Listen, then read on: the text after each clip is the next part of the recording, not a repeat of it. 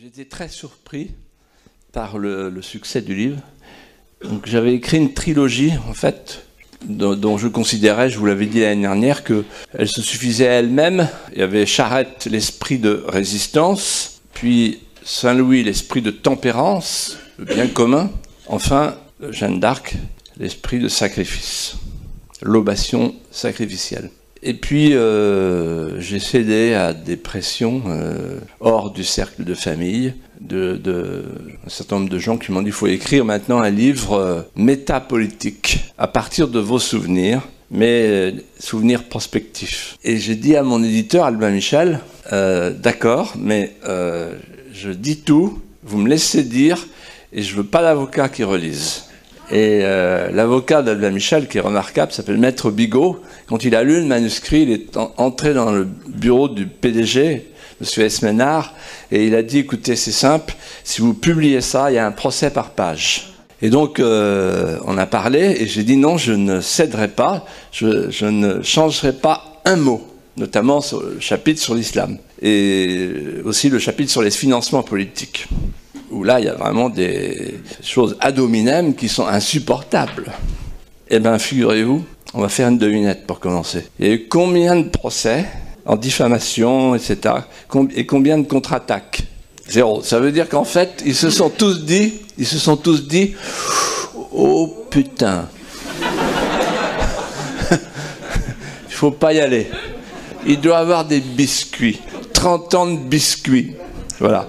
Bref. Donc ce livre, c'est incroyable, on est à 165 000 la semaine dernière, et on va vers les 300 000. Alors je me dis, pour faire peur aux hommes politiques, vous savez ce que je me dis? Je leur ai dit, ce matin j'en ai vu un, et je lui dis, il me dit, qu'est-ce que tu vas faire de tout ça? Qu'est-ce que tu vas faire de tout ça? Comme si je disposais de mes lecteurs.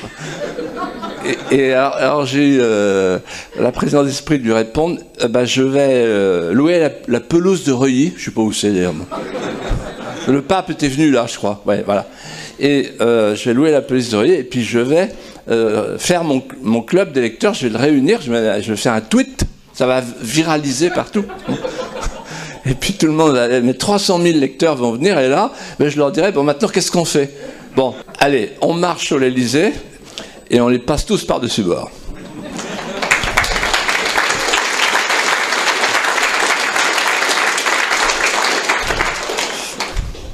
Voilà, ce livre n'est pas un récit. Ce n'est pas le livre d'un voyeur qui, depuis la coulisse, vide sa poche d'amertume. C'est un livre d'alerte, je dirais même d'alarme. Attention, la France est peut-être en train de mourir. Ceux qui avaient pour noble mission de préserver les trésors français les ont bradés. Mais ce livre n'est pas non plus un livre de désespoir.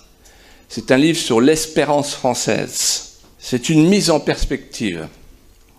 En fait, je l'ai écrit à cause de Solzhenitsyn, vous allez comprendre pourquoi dans un instant, et aussi à cause de nombreux jeunes rencontrés ici et ailleurs, qui me disaient on veut comprendre, donnez-nous le trousseau de clés de compréhension de tout ce qui se passe. On ne nous explique pas comment on en est arrivé là. Est-ce que vous pouvez nous expliquer? Et donc en fait, je me suis dit, je vais faire un vade-mecum de sortie vers la lumière. Et c'est-à-dire, je prends le fil rouge qui court dans la trame de la décivilisation française et je le conduis jusqu'au bout, à travers le mondialisme, la nouvelle idéologie qui nous a assaillis il y a une 50aine d'années et qui nous fait mourir à petit feu. En fait, celui qui m'a donné l'idée de ce livre, c'était en 2000. Il était sur la fin, c'était sur la plaine immémoriale et sans contour de Tambov, en Russie, Alexandre Solzhenitsyn. Il était venu en 1993 en Vendée pour le bicentenaire de la Vendée. Il avait tenu à venir chez moi. On s'est liés d'amitié, on est resté 5 jours ensemble. On est passé très vite du stade de la courtoisie au stade de la confidence. Et puis, vous verrez dans mon livre les confidences qu'il me fait sur Giscard qui refuse l'asile, donc il est obligé de partir aux États-Unis, etc. Et puis, après, il me dit venez nous voir quand on sera revenu à Moscou, etc., etc. Et on est devenus des amis. Et d'ailleurs, quand je suis allé à son enterrement, surprise, j'étais avec mon ami Dominique Souchet, que certains ici, personnalités prestigieuses que je salue au passage de manière anonyme, ont bien connu. Et Dominique Souchet et moi, on est arrivés là-bas et l'ambassadeur de France n'était pas là, il était en vacances. Le chargé d'affaires nous a dit « Non, il n'y a personne pour représenter la France. » Voilà. Et donc on s'est dit peut-être qu'on va tomber sur BHL, mais pas du tout, il n'y avait pas de nouveau philosophe, il n'y avait rien, il n'y avait personne.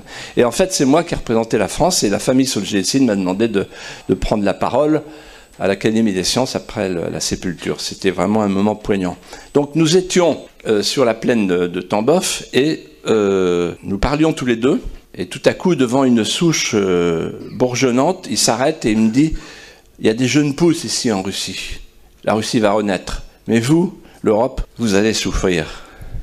Parce que vous êtes dans une éclipse de l'intelligence. Le gouffre est profond. Votre système occidental est au stade ultime d'épuisement spirituel. L'humanisme rationaliste, le juridisme sans âme, c'est la fin d'un système. Mais un jour, de la grande catacombe sortiront de petites lucioles tenues par des mains hésitantes, les dissidents. Il m'a expliqué alors ce qu'étaient les dissidents, les refusniks, qui portent sous la pèlerine un samizdat, c'est-à-dire une lecture critique du totalitarisme. Et là, il a ce mot, qui est un des derniers mots de mon livre, mais qui explique, qui est le filigrane du livre. Les dissidents sont à l'Est, ils vont passer à l'Ouest. Pourquoi j'ai écrit ce livre cet été? Parce que j'avais le... Moi, je suis un chien d'avalanche. J'aurais voulu être un chien truffier. Je vois moins facilement les trésors sous les chênes que les pans de mur qui tombent.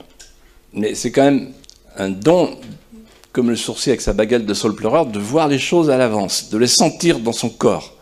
Comme ce vieux paysan qui était mon voisin qui disait « Ouh, mal au genou, demain il va pleuvoir. » Bon.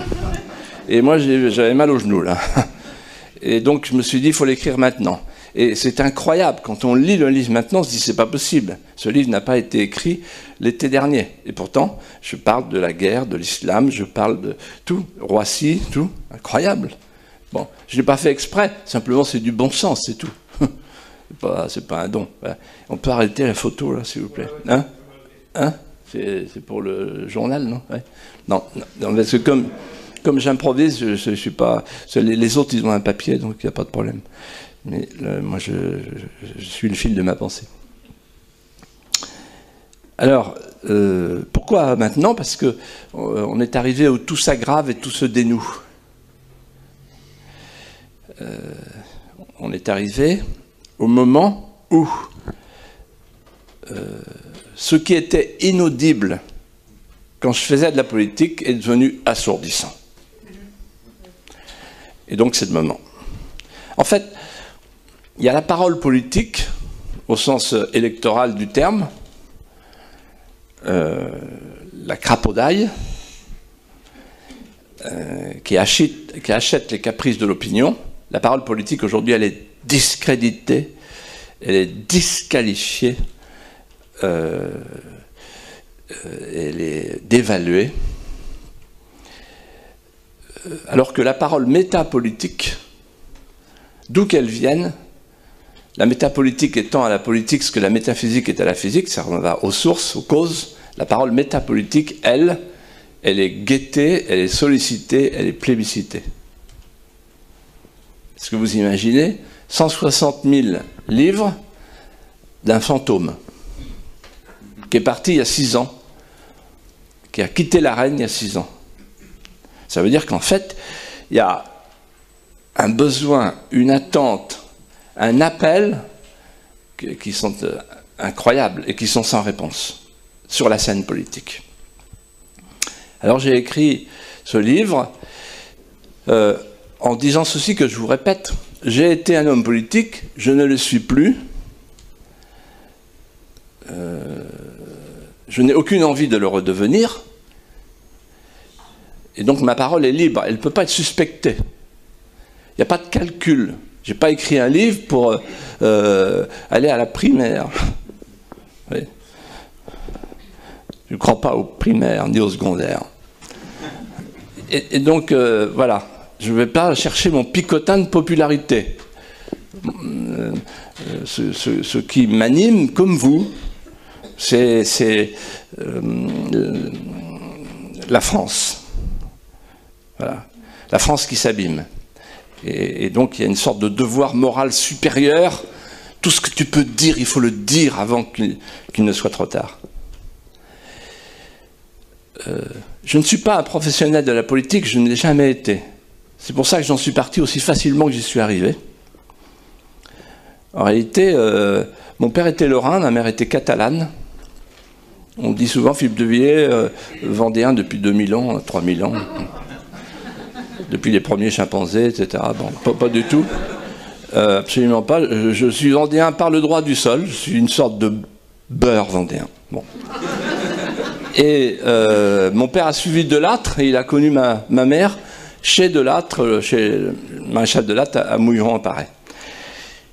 Et là, il a dit à son épouse, sa future épouse, il faut que nos enfants soient enracinés parce qu'on est des nomades, on est des militaires, etc. etc. Bon.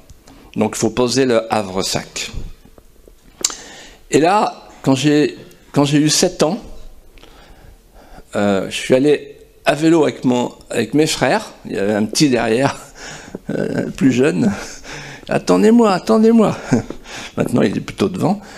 Et à l'époque, il était en vélo, maintenant, il est plutôt dans un char. Et alors, on est allés tous les trois au Luxe en Boulogne, on est entrés dans la chapelle des Lucs. Et là, on a vu les plaques. Et je suis revenu et je suis dit à mon père, qu'est-ce que c'est que cette histoire-là? Pourquoi et pourquoi mes copains, ils baissent la tête? Pourquoi la Vendée, c'est la Lozère plus la mer? Et pourquoi on nous dit, ah, les Vendéens, on nous monte comme ça, etc. Pourquoi cette prostration? Mon père m'a expliqué. Et là, je me suis dit, et j'ai dit à mes frères, ce sera ma vie. Je veux réhabiliter les Vendéens. C'est-à-dire, les 300 000 morts. Il y a une dame qui a dit, ah bon, elle ne doit pas connaître le Puy du Fou. Il y a eu 300 000 morts. 300 000 morts qui brandissaient un scapulaire qu'on a laissé pourrir au grand soleil et aux ardeurs, livrés aux ardeurs des corbeaux. Et moi j'ai dit je vais faire une sépulture officielle pour ces gens-là qui n'ont jamais de sépulture. Et ça a été le Puy du Fou. Et en fait mon père qui était malin m'a dit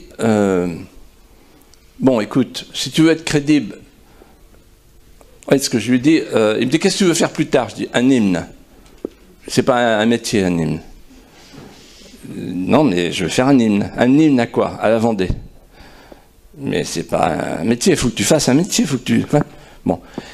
Et là-dessus, il me dit, écoute, pour faire ton hymne, il faut que tu fasses des études brillantes, sinon tu ne seras pas pris au sérieux.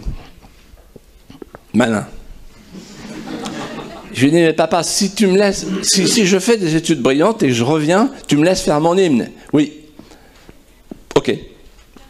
Contrat signé. Moralement signé. Je fais Sciences Po l'ENA, et dès que j'entre à l'ENA, dès que je suis admis, hop, je reviens, et là je dis, bon, c'est bon. Et en fait, j'ai été sauvé parce que j'ai fait l'ENA buissonnière. Donc j'ai échappé au moule. Parce que c'est un moule, oui, c'est un laminoir sémantique, vous rentrez avec 3000 mots, vous sortez avec 30 mots. Oui. D'ailleurs, il suffit de les voir. Regardez. Vous prenez par exemple, non mais ça me frappe beaucoup, quand ils sont ensemble, par exemple, ils vont être ensemble de plus en plus d'ailleurs, là, après le premier tour, Juppé Fabius. Vous voyez, Juppé Fabius, vous les regardez et vous vous dites, purée, c'est 2 crânes d'œufs démoulés le même jour. Voilà. Et donc je suis entré dans la fabrique des poulets de batterie hors sol. Moi, j'étais un poulet de grand vent. Et puis, dès ma sortie de l'école, hop, j'ai fait le Puy du Fou. Et en faisant le Puy du Fou, j'ai évidemment appris tous les métiers du spectacle que je ne connaissais pas. J'ai même appris, donc, comme vous le savez sans doute, vous l'apprendrez dans mon livre, à cracher le feu. Ce qui, pour un énarque, est extrêmement compliqué. Bref, Chirac m'appelle parce qu'il avait nommé Léotard à la culture et un gars lui dit « Mais attends, il connaît rien. » Il dit « Ah bon, on va prendre un gars qui connaît. T'en connais? Oui, j'en connais en Vendée. Il connaît. Il faut le prendre. » Alors, donc je me retrouve l'ombre portée d'un ministre qui était lui-même une ombre, l'ombre de Jack Lang. Voilà. Et puis c'est parti, après les Vendéens dire on va prendre un gars qui a fait un hymne, donc il nous aime, on prend Philippe de Villiers, donc tout ça, puis voilà, et je me retrouve immergé en politique. Mais vous savez, je ne suis pas rentré comme Sarkozy, par exemple, petit conseiller municipal à Neuilly, apparatchik, etc. C'est là que tu vas apprendre à tuer mon petit, tu vas d'abord tuer Pasqua, tu vas tuer, etc. Non, moi ça n'a pas été du tout mon école. Et j'ai dit dans mon livre, je suis entré par effraction, voilà, et je suis sorti avec le dégoût. Parce que j'ai vu de près, on m'a fait ce que aucun autre n'a eu à souffrir, vraiment. Toutes les boules puantes auxquelles ils ont pu penser, vous voyez, avec une imagination débordante. Ouais. Et je suis fier de vous dire, ben voilà, les boules puantes, ben, pas de problème, je sens rien, je sens bon. Ils ont fait chou blanc. Mais alors, quand même, quelles épreuves, quelles épreuves. Et quand j'ai sorti Les Mosquées de Roissy, ça a été terrible. Je le raconte dans le Figaro Magazine cette semaine, ça a été terrible. Oui. Vous n'imaginez pas la violence. Clémenceau avait un mot magnifique que je mets à la disposition de tous les jeunes qui sont ici. Et, évidemment, ce n'est pas l'Éducation nationale qui va entendre cette citation. Il disait « La démocratie, c'est des rats dans un égout. » Donc j'ai vécu ça. Oui. J'ai vu les rats. Hein. J'ai vu la piscine sanguinolente où les caïmans et les crocodiles se mangent entre eux. Voilà. Donc je suis parti avec le dégoût parce qu'à force de côtoyer le mensonge, on se sent soi-même contaminé. C'est terrible. C'est-à-dire qu'on se sent comme une sorte de mensonge ambulant par omission. Parce qu'ils vous disent « je ne pense qu'à vous », ça veut dire qu'ils pensent qu'à eux. Et ils vous disent si je suis élu, je vais faire ceci, je vais faire cela. Mais ils savent très bien que s'ils sont élus, ils ne feront rien puisqu'ils n'ont plus le pouvoir. Ils ont transféré tous les pouvoirs. C'est exactement. Vous avez en face de vous un cul-de-jatte et un manchot qui vous disent à eux deux moi je vais gagner la médaille olympique des barres parallèles et moi le 100 mètres. Mais il ne faut pas les croire. Et donc en fait, le mensonge et la trahison. La trahison qui est en politique le prolongement naturel de l'amitié. Je me souviens travailler un jour d'Olivier Guichard, que j'aimais beaucoup, qui était un politique d'une autre génération qui avait de l'envergure. Enfin, je me souviens très bien, il lisait Maupassant, Flaubert, etc. Incroyable. Vous imaginez aujourd'hui un politicien qui lit Maupassant, Flaubert. Hein. Il zappe Facebook, peut-être, mais Flaubert, non. Et donc, il me dit, celui-là, il est pas mal, mais il n'ira pas loin. Je dis, pourquoi? Il ne s'est pas tué. Putain. Quand même, quel destin, voilà. Alors, en fait, quand j'ai réfléchi à toutes ces années que j'ai passées immergé au premier plan ou dans la coulisse, avec un regard d'observateur critique, nourri de bonnes lectures, qui sont peut-être d'ailleurs les vôtres. J'ai assez rapidement compris ce qui se passait, mais pas tout à fait. J'ai vécu mai 68, mais j'ai pas compris. Enfin, j'ai cru comprendre, comme tout le monde, que c'était une révolution. Une révolution prolétarienne, une de plus, une sorte de 1848 du pauvre ou du riche, des beaux quartiers. Et en fait, j'ai eu la chance de tomber un jour sur un vrai pédagogue à qui je dois beaucoup dans l'explication. C'est mon camarade du Parlement européen qui siégeait au cœur du Parlement européen, qui en était le centre de gravité d'ailleurs. C'était Daniel Cohn-Bendit. Et Cohn-Bendit, en fait, il me voyait souvent à la buvette le matin, parce que je lisais l'Équipe. Et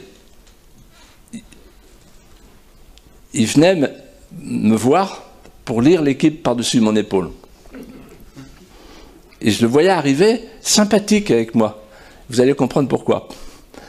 Il arrivait toujours les bras ballants et cet air fatigué. Enfin, hirsute, rigolard, coiffé à la matraque. Et les bras ballants du gars fatigué qui a dépavé toute la nuit. Bon. Et puis, un jour, il me dit, tu t'intéresses au Barça? Oui, moi aussi.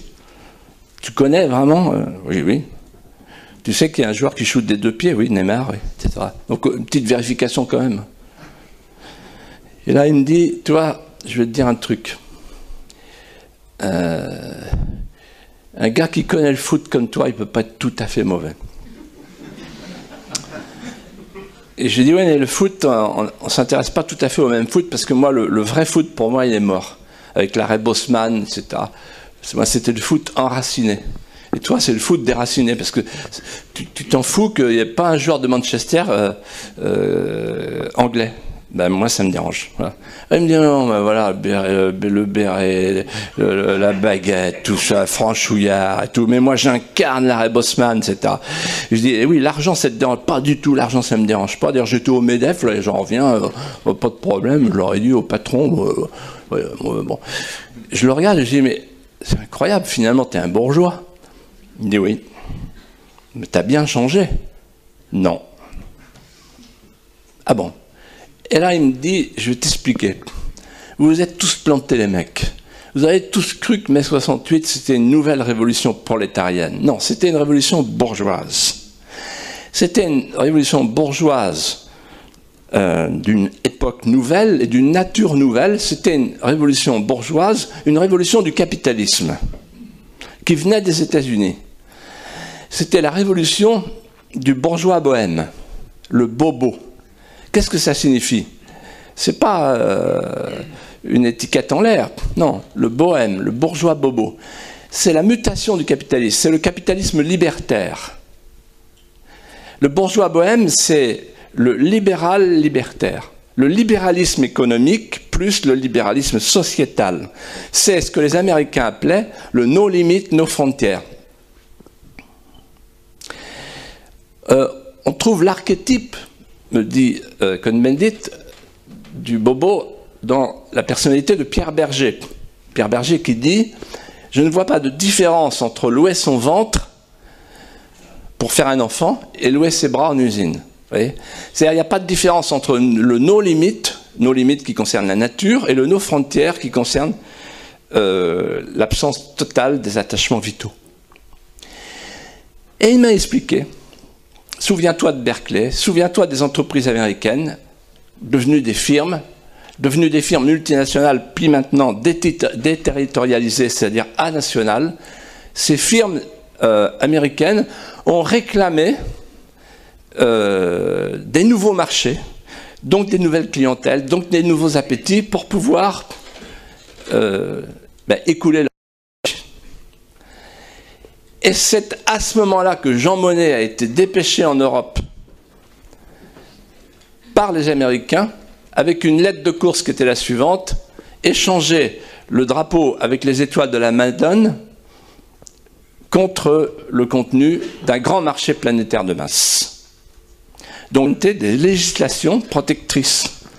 Donc l'idée américaine qui est derrière mai 68 et qui va produire tous ses fruits amers est la suivante: transformer les Européens et le monde en un monde et en une Europe de consommateurs compulsifs, post-névrotiques, désinhibés, où on recycle jusqu'à l'angoisse métaphysique, là où il y avait des citoyens, là où il y avait des nations. Et toutes les autorités spirituelles, morales, ont embrayé. Toutes. Sur le thème, le mondialisme, c'est l'avenir parce que la nation est l'obstacle principal à la fraternité cosmique. Donc j'ai vécu ça, et j'ai eu la clé beaucoup plus longtemps grâce à Cohn-Bendit, qui m'a tapé sur l'épaule et qui m'a dit « C'est dur d'entendre ça, mais c'est ainsi. Ton monde à toi, Philippe, il est révolu. » Alors je lui ai dit, pour terminer un jour, « Tu dois être triste de ne pas avoir de fils spirituel. » Il me dit « Parle pas comme un curé. » Je dis « Mais appelons ça comme tu veux, mais tu n'as pas eu de progéniture. » Il me dit « Si, j'ai un fils spirituel. » Il me regarde rigolard, et je dis « Lequel ?» Il me dit « Giscard. » Et oui, Giscard dans l'histoire restera comme l'homme du chassé-croisé, avortement de masse, immigration de masse. C'est le début de la fin. 200 000 avortements par an, 200 000 migrants par an. Giscard. J'ai bien connu Giscard, je l'ai très bien connu. Les coïncidences de la vie, les hasards de la vie. Un jour, je suis appelé, j'étais directeur de cabinet du préfet de La Rochelle. Hop, on me dit, vous êtes appelé à l'Élysée. Qu'est-ce qui m'arrive? Qu'est-ce qui se passe? Je suis dans le bureau du président et il y a le dauphin. C'est un mot qui vous parle. Henri Giscard d'Estaing. Et je comprends tout de suite qu'en fait, il me fait venir pour me nommer sous-préfet de Vendôme. Et il va me dire, le marché, c'est vous allez au Puy du Fou quand vous voulez, je m'en fous. Mais par contre, dans la semaine, vous faites élire mon fils. Donc, il faut le balader partout, etc. Et donc, je m'assois. Donc, il y a le père, le fils, et le père, impressionnant, hein, quand même. Donc, il me regarde, puis il me dit « Monsieur sous-préfet ». Il regarde cet œil de colin froid qui fond sur moi, et avec vous savez, le vieux barbon au bord de l'eau, mal pêché, les chuintants du bec. Je suis presque, on dit que vous êtes cracheur de feu. C'est exact, monsieur le président. Et là, la question du polytechnicien. Vous crachez souvent? Et en principe le samedi. Il dit, mais vous ne craignez pas les retours de flammes? Je dis, moins que vous. Et alors là, et donc en fait, il me dit, je cherchais un cracheur de feu, en gros. C'est vachement plus dur de trouver un cracheur de feu qu'une aiguille dans une meule de foin d'un sous-préfet au champ. Et donc, en fait, j'étais cracheur de feu, je vais devenir montreur d'ours. Donc, chargé de balader Henri partout, etc., qui est devenu le patron du club méditerranéen, vous voyez. Voilà. Et donc, en fait, et Giscard, en fait, il m'invitait souvent à dîner, et il m'appelait mon capteur.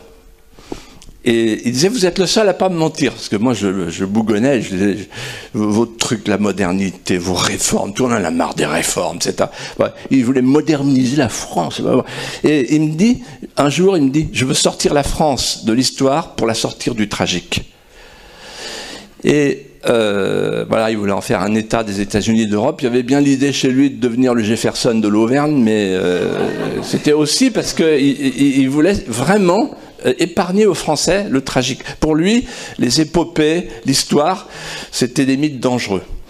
Et alors un jour, on a eu une conversation qui m'a évidemment beaucoup marqué, que j'ai noté dans un petit carnet, que naturellement j'ai oublié, mais que j'ai retrouvé parce qu'elle m'avait frappé. Il me dit, voilà, dernière conversation avec Jean Monnet, le fondateur de l'Europe et de la trilatérale en 1973, il faut jamais l'oublier. Les deux choses vont ensemble. Et donc Jean Monnet me dit, j'avais la main sur la poignée, je le quittais, c'était émouvant parce que je savais qu'on ne se reverrait plus. Et il m'a dit, Giscard, vous avez compris l'essentiel. Et je lui dis, c'est quoi l'essentiel? Vous avez compris que la France ne pourrait plus jamais y arriver toute seule. Et là, on a eu une conversation terrible, Giscard et moi. Terrible, terrible. Je lui ai dit, vous ne croyez donc pas aux ressources morales? Vous ne croyez pas à la sédimentation de l'âme, à ce qui est dans le cœur d'un peuple qui ne meurt pas, même si le peuple meurt? Et il ne comprenait pas ça. Alors j'ai connu l'aide de camp de Giscard, Chirac, puisque à peine entré à l'ENA, on m'a dit, vous êtes nommé, c'est la roulette, stagiaire de l'ENA en Corrèze. Donc Chirac. Et là, il n'y avait pas de directeur de cabinet, je fais office de directeur de cabinet, et voilà, et Chirac m'aime bien, m'aime beaucoup. Et donc je le suis. Je vais à l'essentiel. Très sympathique. C'est là que, enfin, il m'apprend un jour, ça, en fait, lui, il est le fils spirituel de Queuille qui disait, il n'existe pas un seul problème qu'une absence de solution ne soit capable de résoudre. Bon, c'est toute une philosophie, on a vu le résultat. Et alors, un jour, je lui dis, mais l'histoire chez Giscard, ça compte pas. Il me dit, moi non plus. Ils s'en foutent. À part Gengis Khan et la proto-histoire africaine. D'ailleurs, le musée qui va porter bientôt son nom, là, avec des trucs à la Chessac. Bon. Et un jour, je vous raconte cette anecdote parce que elle est hallucinante. Il y a un dîner, un grand dîner, et donc Mitterrand, qui sent qu'il y a un blanc sonore, relance la conversation et dit « Tiens, mais au fond, je voudrais savoir quelle est pour vous la date européenne la plus importante. » Et il dit « Vous... donc, alors il y a Thatcher, il n'a même pas le temps de terminer. Thatcher dit bon, 1215, évidemment, une date anglaise, la fondation de la démocratie. Ah, d'accord, très bien. Tout le monde a dit quand même, bon, rapidité dans la réponse. Et vous, Helmut? Helmut réfléchit et dit pour moi, la date européenne, c'est 1648, les traités de Westphalie, c'est quand même la nouvelle Europe. Réponse validée, comme disaient les jeunes. Moi, je suis là parce qu'en fait, je remplace Léotard qui est parti courir le marathon de New York, parce que déjà à l'époque, il fallait avoir un look, quoi. Ouais. Et puis, voilà, on arrive au troisième, c'est François, et là, incroyable, il me regarde avec un clin d'œil, et il leur sert comme réponse, pour moi, 496, le baptême de la France. Alors, mais c'est pas ça, c'est pas tout à fait. Non, c'est voilà, bon, très bien. Et là, je vois Chirac, la pression sur Chirac. Et vous allez comprendre pourquoi la pression. Il prend son verre et il sent la pression. Là. Et Mitterrand dit, et vous, monsieur Chirac? Et il dit, moi, il lève son verre et il dit 1664 Cronenbourg. Voilà. Et donc, après, je vais le voir, et je lui dis, pourquoi vous avez dit ça? Il me dit, ben, est-ce qu'on s'en fout? Voilà. Voilà. Donc, voilà les gens qui nous ont gouvernés. Pour eux, l'histoire est une source de nuisance, et non pas de connaissances et d'expérience. Alors, pendant 30 ans, j'ai assisté, et là, je pèse mes mots, à la formidable conjonction inattendue et que la plupart des Français n'ont toujours pas comprise. En tout cas, ceux qui ne sont pas encore souverainistes. La formidable conjonction de ceux qui, par intérêt, voulaient abattre les frontières, les nations, les souverainetés, pour créer un marché planétaire de masse, la formidable conjonction de ceux qui, par intérêt, faisaient ça, en fait, dans la logique des multinationales qui ont pris le pouvoir aux États-Unis. Il suffit de voir qu'à la COP 21, il se retourne en permanence Obama vers qui? Vers Bill Gates. La formidable conjonction de cela, l'intérêt, avec ceux qui, par idéologie, voulaient fabriquer un homme nomade, désaffilié, désinstitué, sans sexe, sans patrie, déraciné. C'est cette conjonction qui a démonté et abattu les poutres maîtresses. Solzhenitsyn m'a dit un jour, vous aurez du mal à vous relever parce que les pays de l'Europe orientale qui étaient sous la botte soviétique ont perdu leur souveraineté, on appelait ça la souveraineté limitée du temps de Brejnev, mais elles ont gardé leur identité, c'est-à-dire leur âme. Les Polonais ont gardé leur âme, les Hongrois ont gardé leur âme, etc. Leur civilisation chrétienne. Or vous êtes en train de perdre les deux en même temps, la souveraineté et l'identité. Je raconte dans mon livre comment on s'est trompé, nous, les conscrits de Maastricht, sur Maastricht. En fait, on s'est trompé parce que en face de nous, on avait des gens qui disaient, voilà, on va faire un super État. Et nous, on disait, on ne veut pas d'un super État. Et les gens disaient, c'est dommage, un super État, c'est un État super. Et donc le oui, elle a emporté. En réalité, ce n'est pas du tout ce qu'ils voulaient faire. Ils ne voulaient pas du tout un super État avec une super frontière, avec une super diplomatie, avec une super agriculture, une super industrie, non, pas du tout. Une super nation, non. Ils voulaient supprimer les nations, mais pas pour en créer une autre. Ils voulaient plus de frontières, ils voulaient un espace sans frontières, c'était l'expression. Un espace sans frontières, sans identité, sans démocratie et sans gouvernement. C'était ça le projet de Jean Monnet, parce qu'il s'agissait de fabriquer en tout et pour tout un marché complémentaire du marché américain pour arriver jusqu'au traité transatlantique qui est devant nous. En fait, il s'agissait de préparer la deuxième étape. Je parle sous la foi des confidences qui m'ont été faites, notamment par Maurice Schumann, qui m'a tout raconté et qui m'a montré les pièces et les documents. C'est pour ça que personne ne m'attaque. Parce que c'est trop grave si je sors les pièces et les documents. C'est tout qui s'effondre, y compris la diplomatie du Vatican, qui, au nom des étoiles de la Madone, a supporté tout ça, jusqu'au LGBT, jusqu'au discours du pape à Strasbourg, le pape François, qui est venu dire, c'est bon, vous faites du bon boulot, la Cour européenne des droits de l'homme, allez-y, continuez. Pendant qu'on tue le petit Vincent Lambert à petit feu.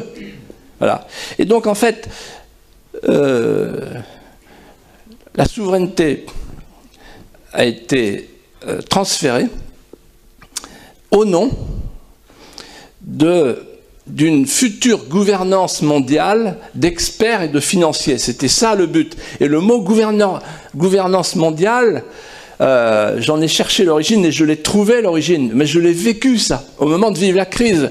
C'était la Banque mondiale, et c'était l'ONU, c'était le FMI.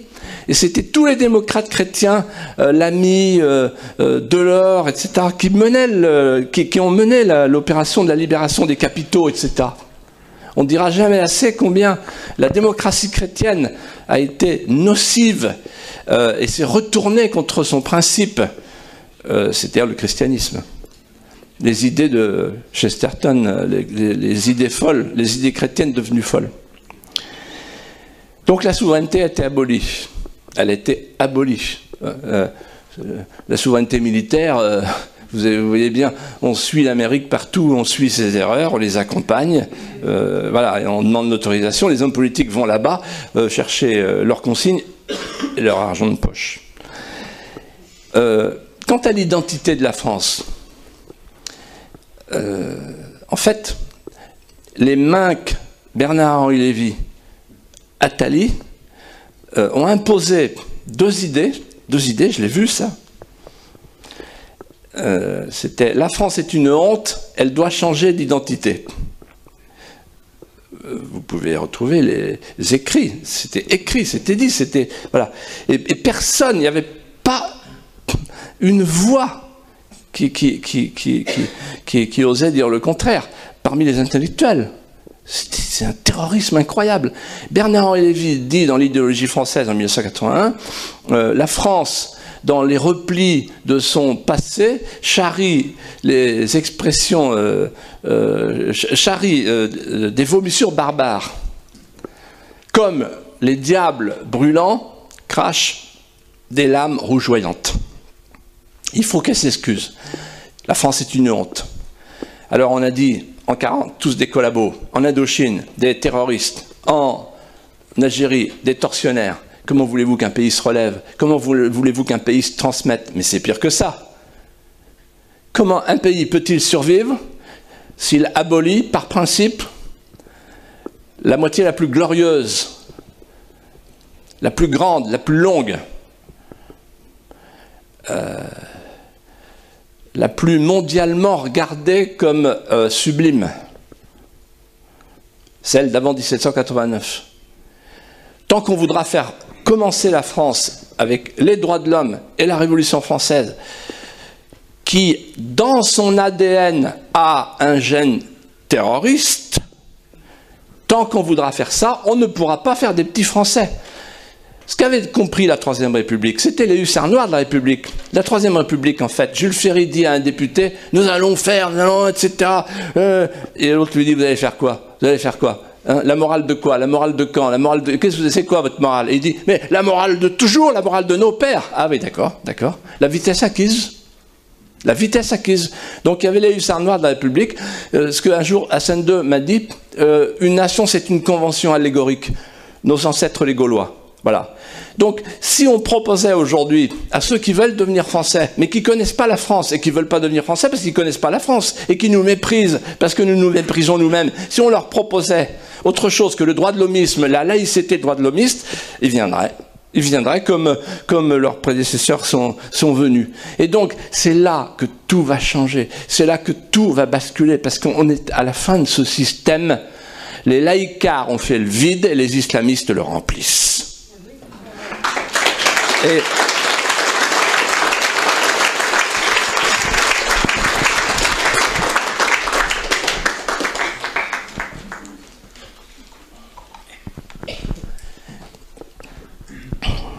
donc la France est une honte. Je raconte dans mon livre une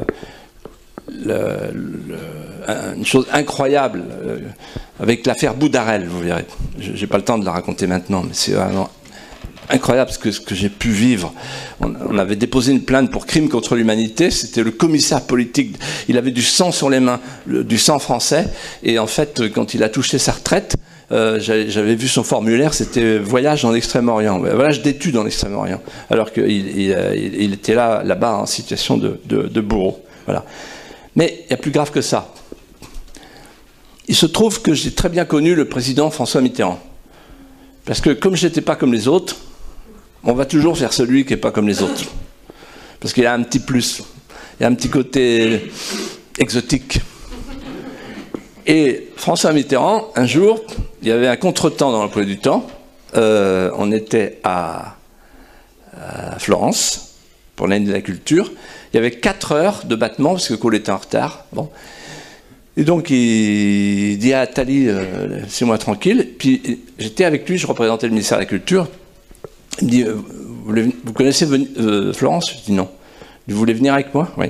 Et là, on part, et on est resté en fait 3 heures. 3 heures. Et tous les deux, on a parlé. Et alors, ça commence comme ça.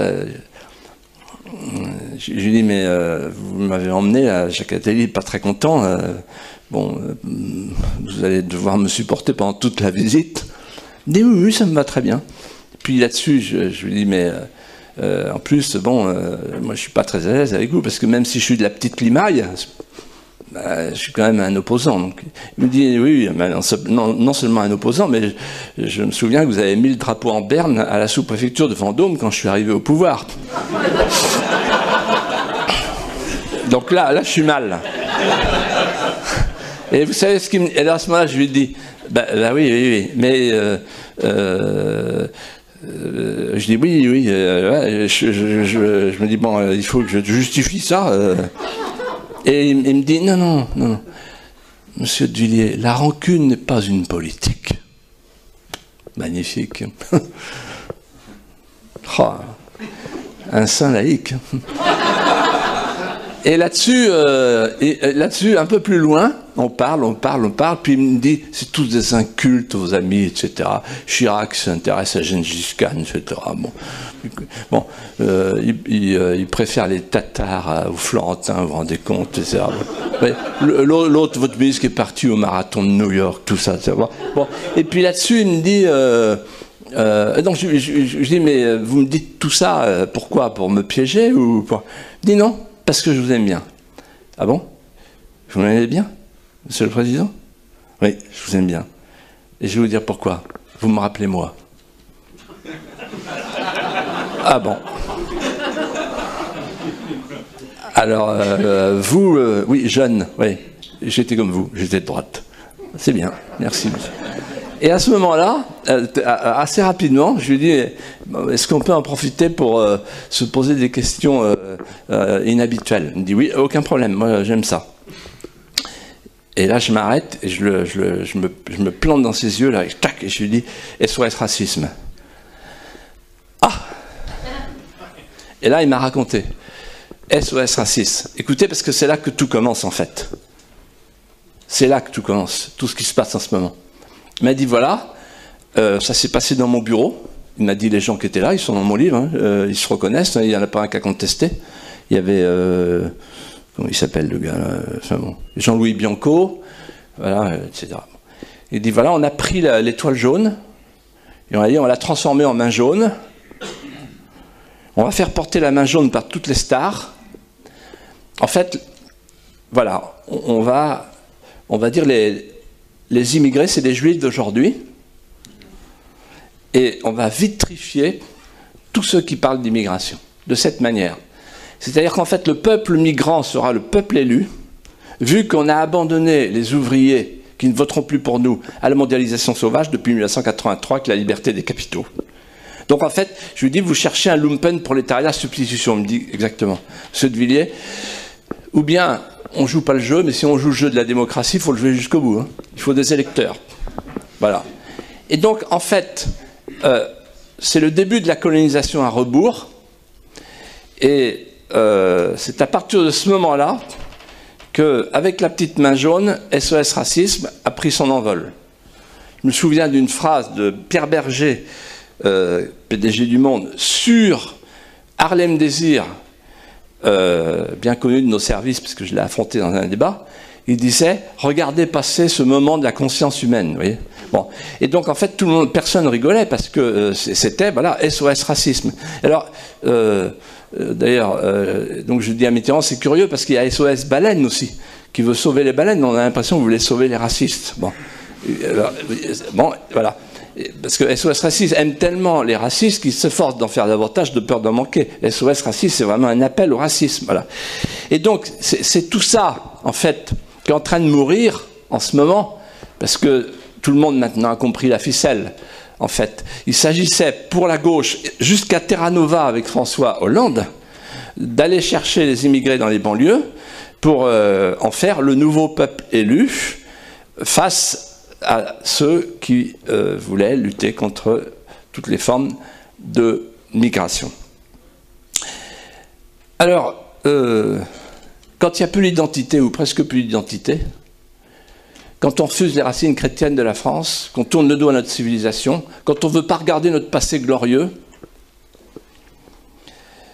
quand on a transféré la souveraineté à d'autres, entre Washington, Bruxelles, Genève et Francfort, eh bien, il n'y a plus de politique. Il n'y a plus de politique. Pourquoi? Parce que la politique sans la souveraineté, ça n'existe pas. Qu'est-ce que la souveraineté? La souveraineté, c'est quand un pouvoir légitime l'emporte sur les pouvoirs de fait. Les pouvoirs de fait qui sont à l'intérieur les féodalités et à l'extérieur les empires et les hégémonies. On est en plein dedans. On est sous protectorat américain, saoudien, qatari, puisque la classe politique française, là aussi ça aurait mérité une attaque en diffamation, je l'attends, est achetée, je n'ai pas le temps de développer, par le Qatar et l'Arabie Saoudite. C'est pour ça qu'on a la position absurde qu'on a en Syrie, et c'est pour ça qu'on n'a pas eu le renseignement sur le cerveau des attentats le 13 novembre, et c'est pour ça qu'Hollande est un criminel. C'est une responsabilité criminelle, parce qu'ils ont fait une politique de leurs intérêts, de leurs petits intérêts, vu qu'ils sont payés par ces gens-là, et qu'ils n'ont pas fait la politique de la France, la politique qui protège les citoyens français. C'est très grave ce que je dis, mais c'est la vérité. Alors, quand il n'y a plus de politique, il n'y a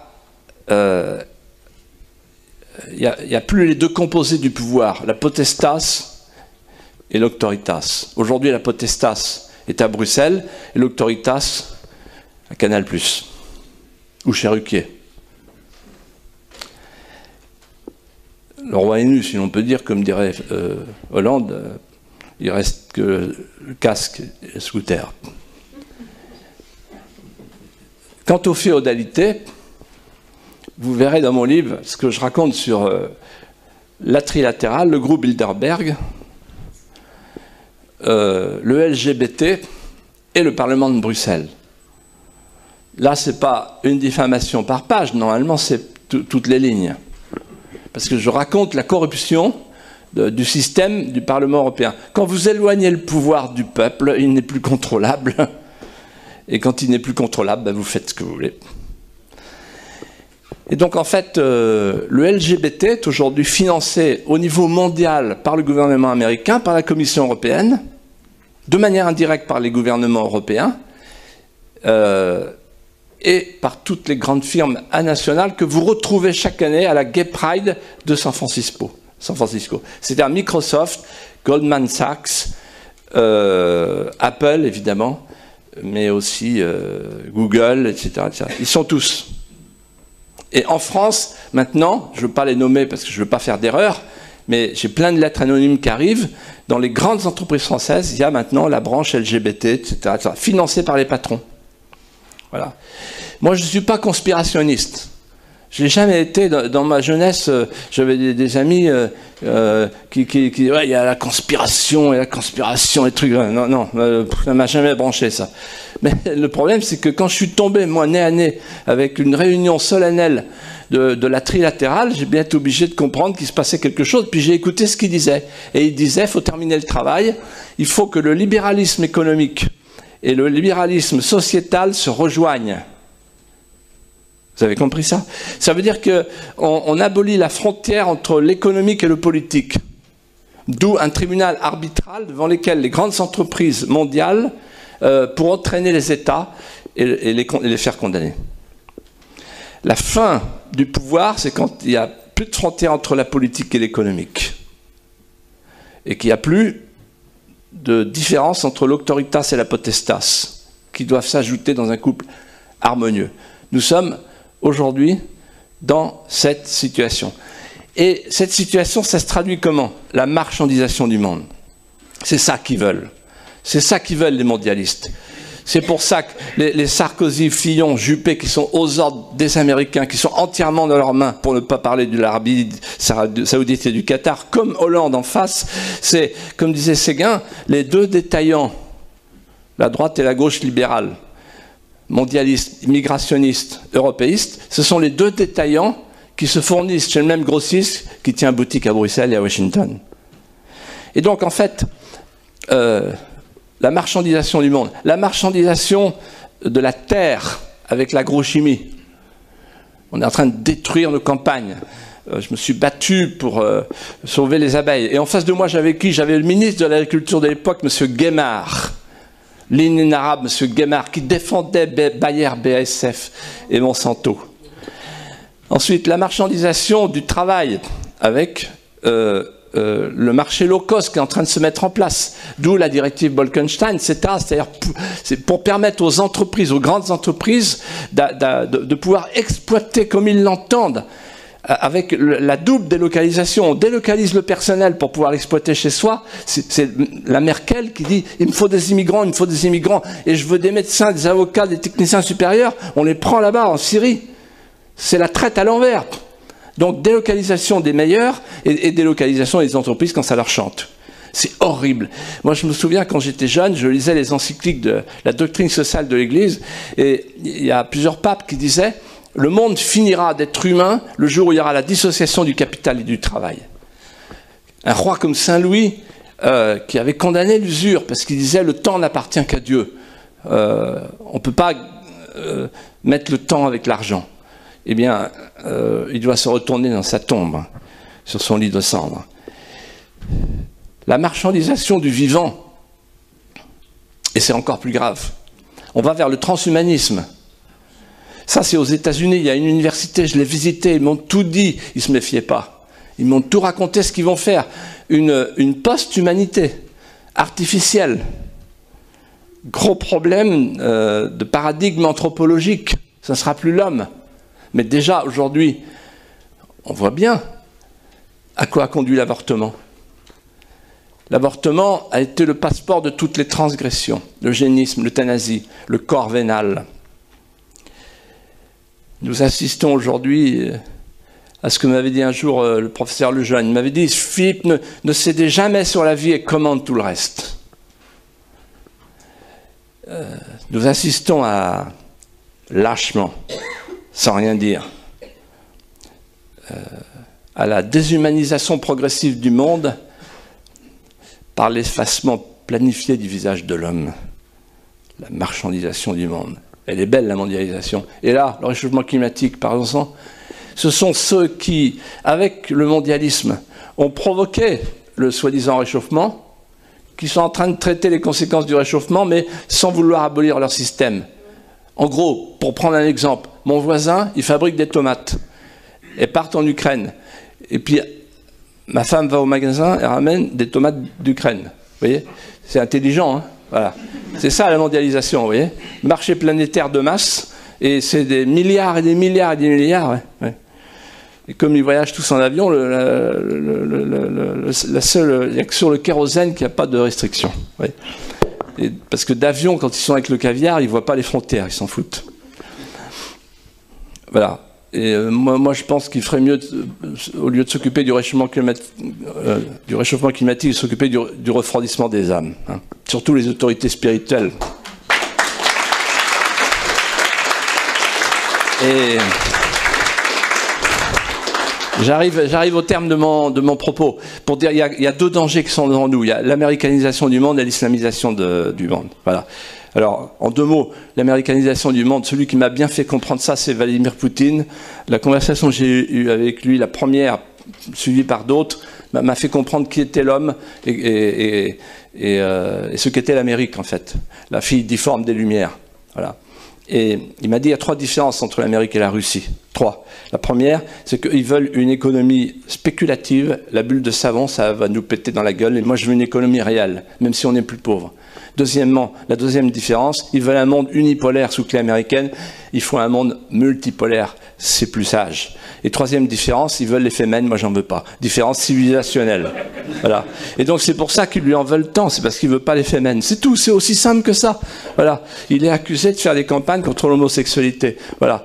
Mais et Poutine ajoute, mais pourquoi l'Europe cherche-t-elle à continuer à écrire son avenir sur le continent américain alors que c'est une puissance déclinante? Moi je serais l'interface si vous tournez vers la Chine et l'Inde. Voilà. Et je lui ai dit, préparez-vous, des événements vont arriver. Pour ceux qui veulent voir cette conversation, allez sur Internet, parce qu'il était tellement content de m'entendre dire ça qu'il disait aux gens, non, vous pouvez rester. Ça dure 16 minutes, et après c'est beaucoup plus corsé. Et là, je suis tombé sur un homme d'une immense culture, un chef d'État, un visionnaire. Voilà.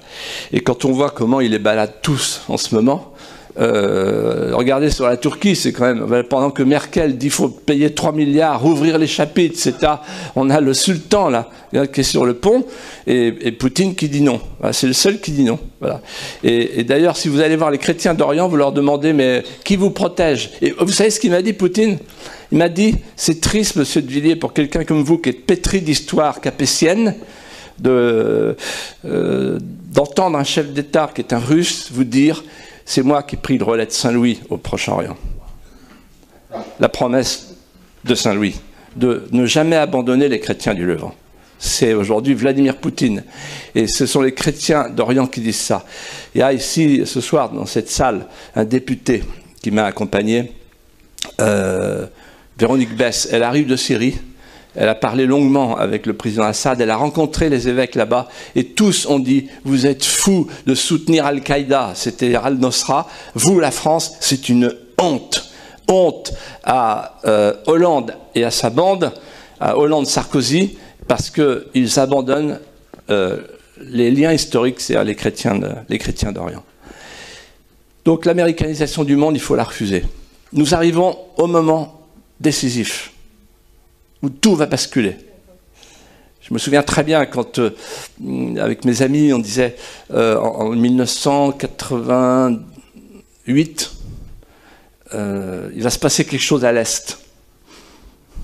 Et puis le 9 novembre 89, le mur est tombé. Donc là, on sent qu'il va se passer quelque chose, surtout après les attentats.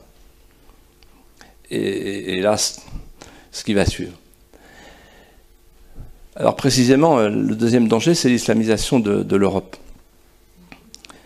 Ils ont le projet, c'est le passage du Dar à l'islam au Dar el-Harb, parce que nous sommes, nous, dans la maison de la guerre, c'est le Coran.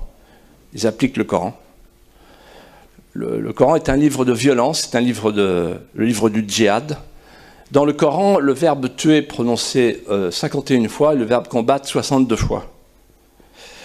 Et vous savez comment on appelle les petits gars du Bataclan, et ceux qui se sont fait sauter? Les jeunes mariés. Parce que ils sont, on leur promet dans leur formation que, donc ils sont en tenue de jeunes mariés parce que bon, ils ont des bandelettes même autour du sexe, parce que ils se préparent à recevoir 12 vierges pendant 70 ans. Oui, et non pas 70 vierges de 70 ans. Non, voilà. Et, donc voilà, donc en fait, si vous voulez, voilà, on est devant un Coran retrouvé, et voilà. Donc il y a le projet, hein, vous savez que dans l'islam, il y a la bipartition, il faut que ça, tout le monde comprenne ça. Il y a le Dar al-Islam, la maison de l'islam, là où est l'islam, là où est la maison de la paix, et le Dar el-Harb, l'espace à conquérir, le reste du monde, là où est la guerre, la maison de la guerre. Et donc en fait, les petits jeunes qui ont rafalé, eh ben, ils ont appliqué le Coran, voilà, tout simplement. Alors, il arrive que des musulmans soient modérés parce qu'ils ne connaissent pas le Coran ou ils ne l'appliquent pas. Voilà. Mais si ils appliquent le Coran, eh bien, le Coran n'est pas modéré. Lisez l'article dans le Figaro de M. Rémi Brague, lundi matin, c'est absolument sublime. Premièrement, ils ont le projet. Le projet du Coran, le projet de l'islam, c'est de conquérir le monde. C'est de soumettre le monde.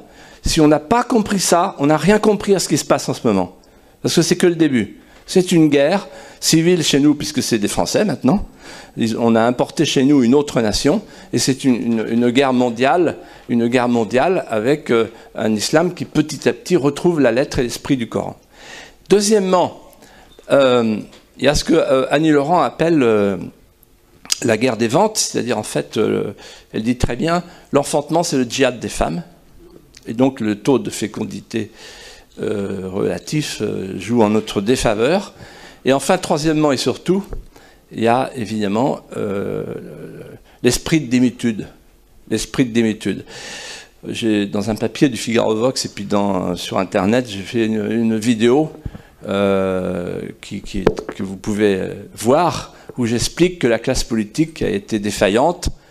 Premièrement, parce qu'elle nous a vendu l'idée d'un espace sans frontières. On a vu les résultats. Deuxièmement, il y a aujourd'hui 5000 Kalachnikov qui sont dans les banlieues sur des molletons qui attendent l'usage, qui sont prêts à l'usage. Et il y a 3000 kamikazes qui ont une ceinture, qui sont prêts à agir, qui se promènent. Voilà. Donc c'est pas raisonnable. Comment on en est arrivé là? Voilà. Ils traversent les frontières, etc. Pour refaire des frontières, il faut 5 ans hein, quand même. Un espace sans frontières, une société multiculturelle, BHL et tous les autres.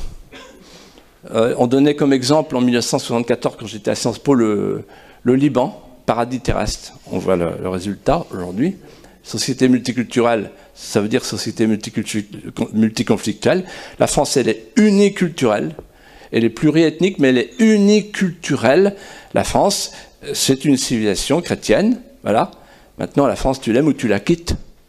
Et puis, enfin, on nous a vendu l'idée de la laïcité droit de l'homiste. Quand vous pensez que la réponse aux attentats de la part des républicains, à travers le président de l'amicale des maires de France, l'association des maires de France, M. Barouin, qui probablement applique là le programme de la maçonnerie, hein, et il a dit sa réponse c'est expulser les crèches de Noël. Est-ce que vous vous rendez compte que on a le problème de l'islamisme, pour extirper l'islamisme chez nous, il faut bannir le christianisme. C'est indigne, c'est une honte. Un type comme ça, il devrait dégager. Et j'espère qu'il va dégager avec les élections à venir, parce qu'il y a un moment donné, c'est une insurrection de l'esprit de résistance qui peut mettre fin à tous ces coups portés à l'âme de la France.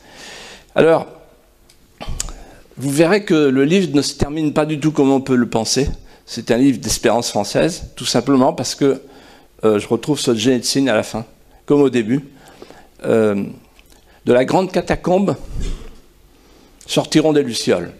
Pourquoi? Parce que le mur de Maastricht qui a divisé la France entre le souverainisme et le mondialisme, le mur de Maastricht va tomber, le mur du mensonge.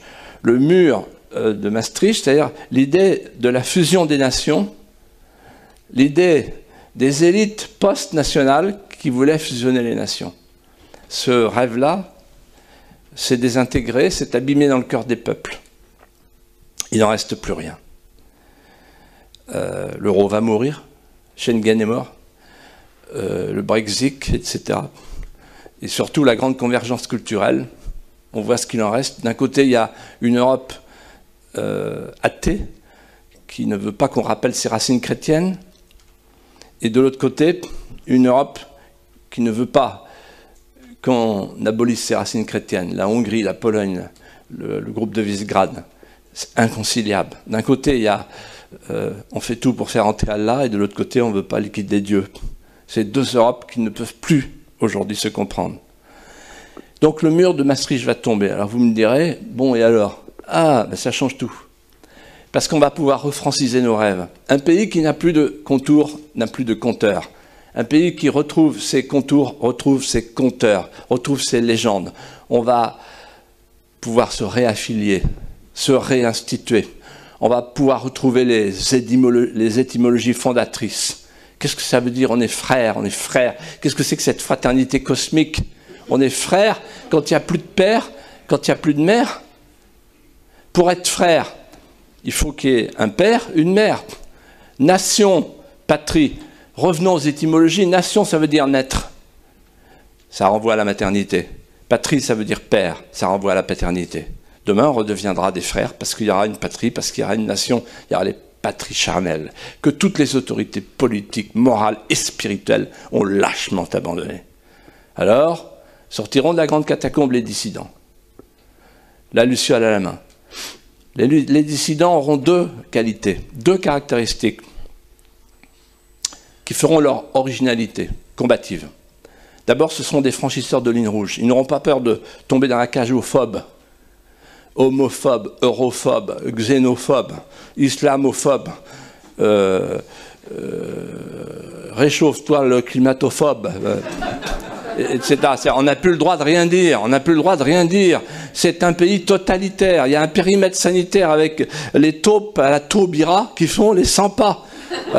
Et un ami comme Éric Zemmour, une fois par semaine, il est au tribunal, ça se sait pas, mais moi je vous le dis. Donc quand on dit la vérité, voilà. Et donc la caractéristique des dissidents, ils iront en prison, les premiers. Mais à un moment donné, les prisons seront pleines. Et les murs de la prison tomberont comme le mur de Maastricht.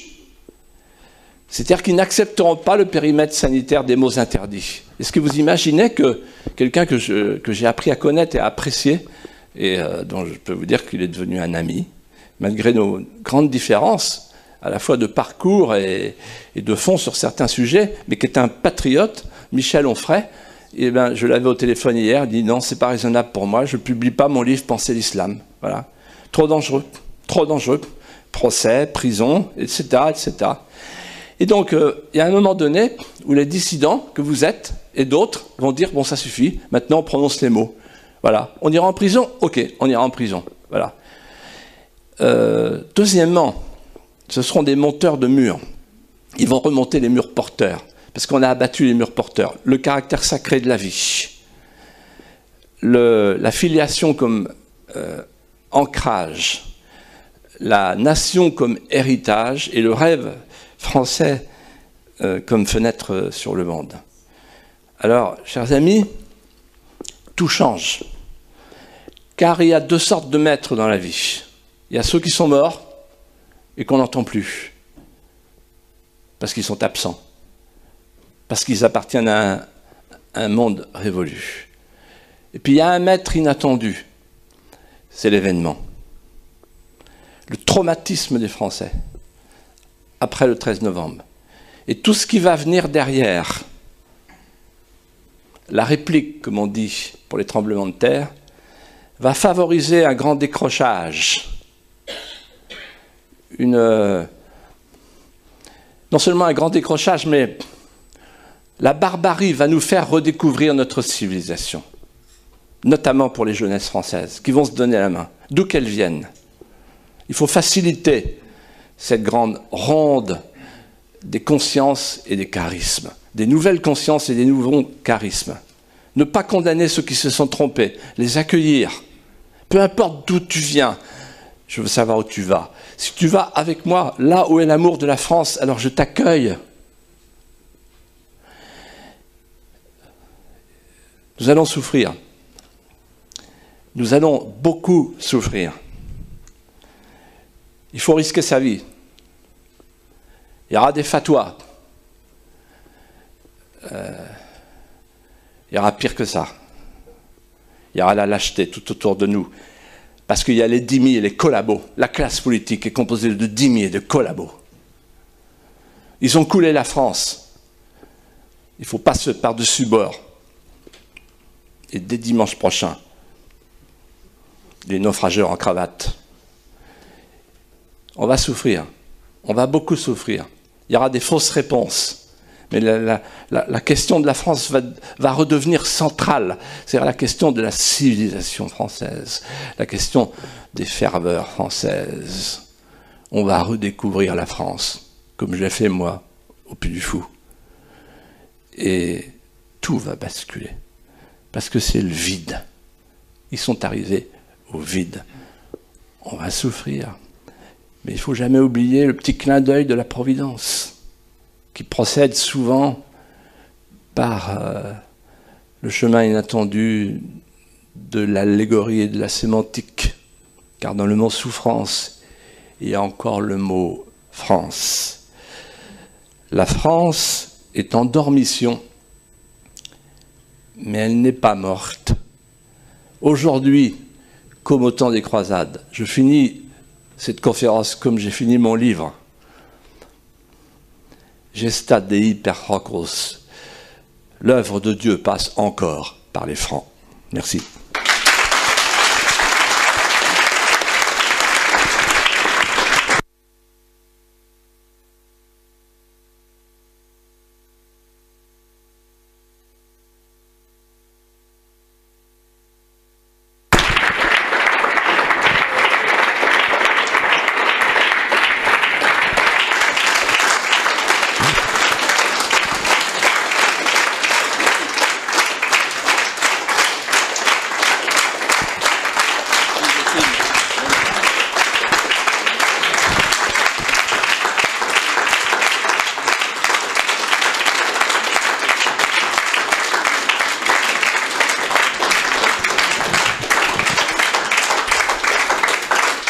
Voilà.